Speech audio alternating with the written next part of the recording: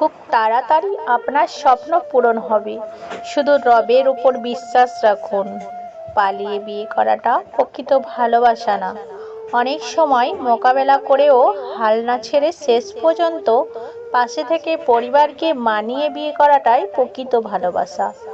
School ব্যাগটা ভারী ছিল ঠিকই, কিন্তু জীবনটা তখন হালকা ছিল। কাউকে ভালোবাসার অনেক পথ আছে, তাকে ভোলার কোনো পথ নেই।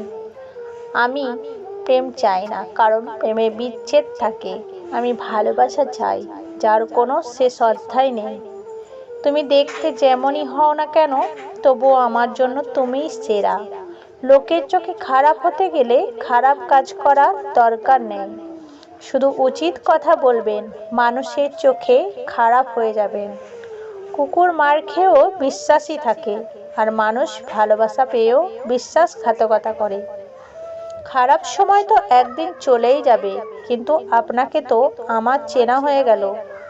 তুমি সবার সাথে যতই ভালো ব্যবহার করো না কেন, কেউ না কেন তোমার বদনাম করবেই।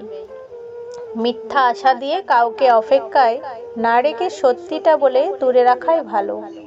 রিডিং পড়ায় যৌতুক নেওয়া সামাজিক অপরাধ, কারণ অপেক্ষার ক্ষত কখনোই শেষ হয় না।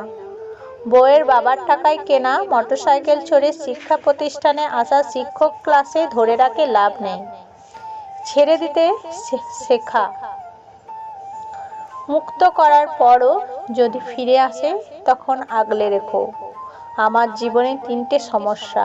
1, আমি অনেক বেশি ভাবি। 2, আমি সবাইকে অনেক বেশি ভালোবেসে ফেলি। 3, বিশ্বাস করে ফেলি। কখনো গায়ের রং দেখে প্রেম করা ঠিক না। মনে রাখবেন, কালো পিঁপড়ার চেয়ে লাল পিঁপড়াটা বেশি কামড়ায়। সেই সম্পর্কগুলোই শেষ অবধি টিকে যায়, যে সম্পর্কে সময়ের সাথে সাথে একে অপরের প্রতি গুরুত্ব কমে না। কথা বলতে বলতেই একটা সময় বন্ধুত্ব হয়, আবার কথা না বলতে বলতে এক সময় সেই বন্ধুত্বের দূরত্বের সৃষ্টি হয়। মানুষ কখনো পারফেক্ট হয় না, মানুষের সম্পর্কটাই পারফেক্ট হয়।